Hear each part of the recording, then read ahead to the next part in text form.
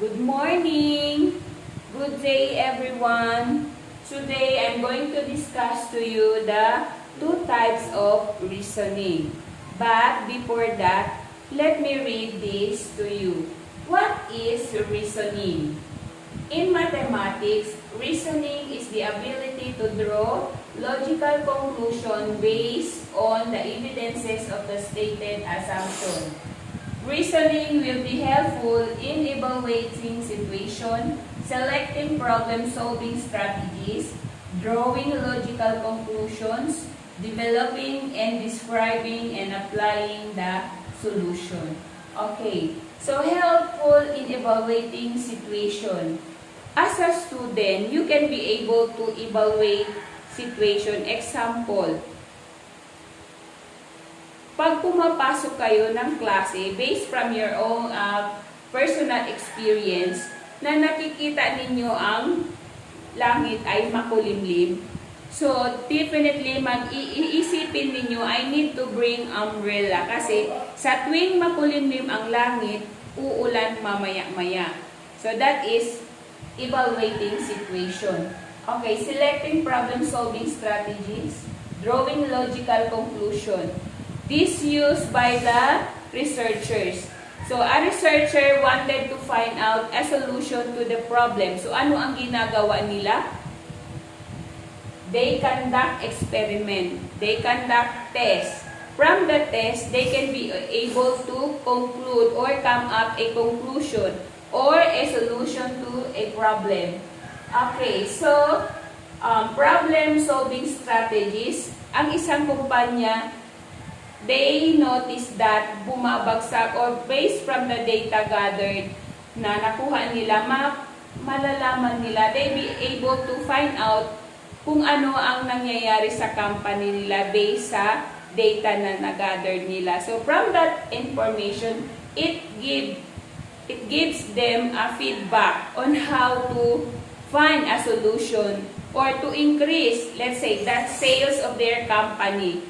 So from the data that they collected, they can be able to have an idea on how to solve the problem of the company or how to improve their product. So that is the problem-solving strategy. So ginagamit ito ng mga researchers, ng mga companies na nagkakandak ng data to come up a better solution for their company.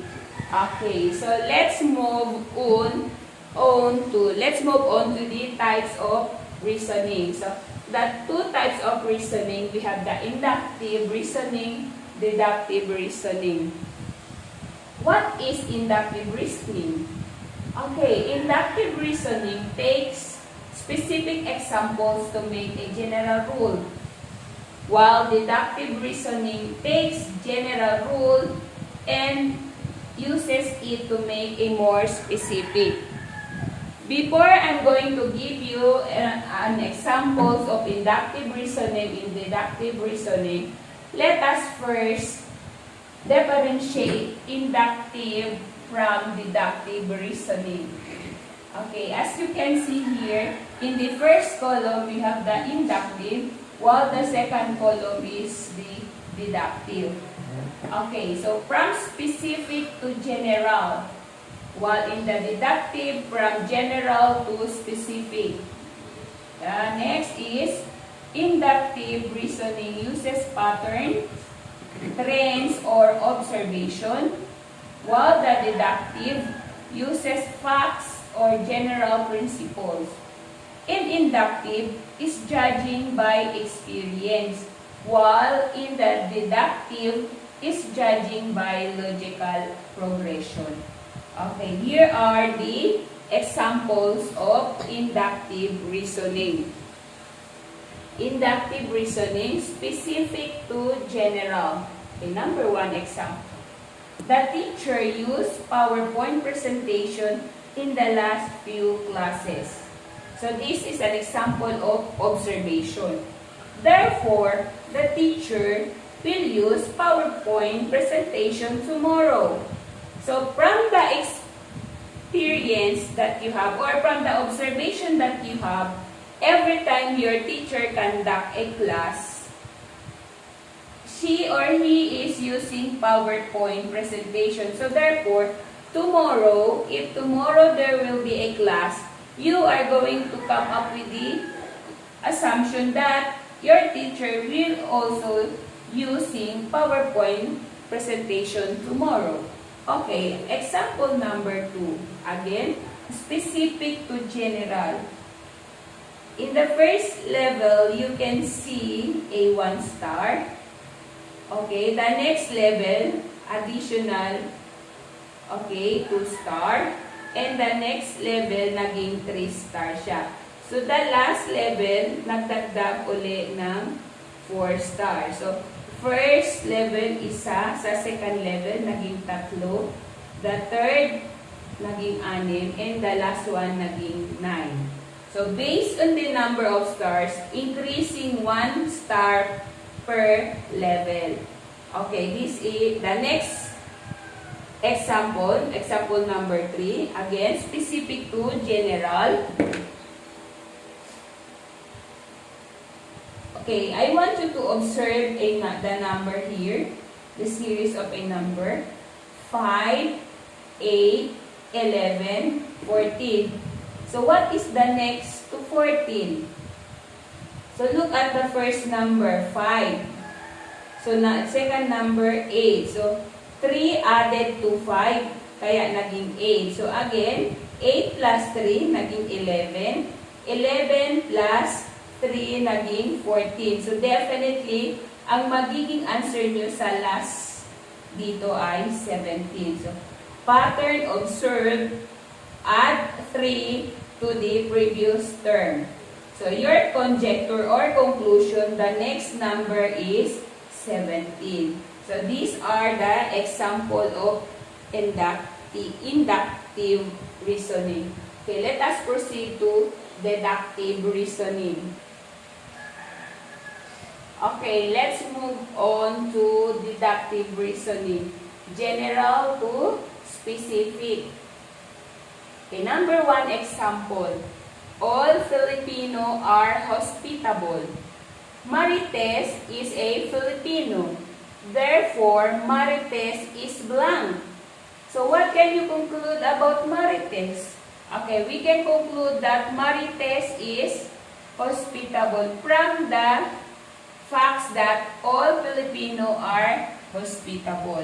Okay, number 2 example. Again, general to specific. Number 2, right angles are measure 90 degrees.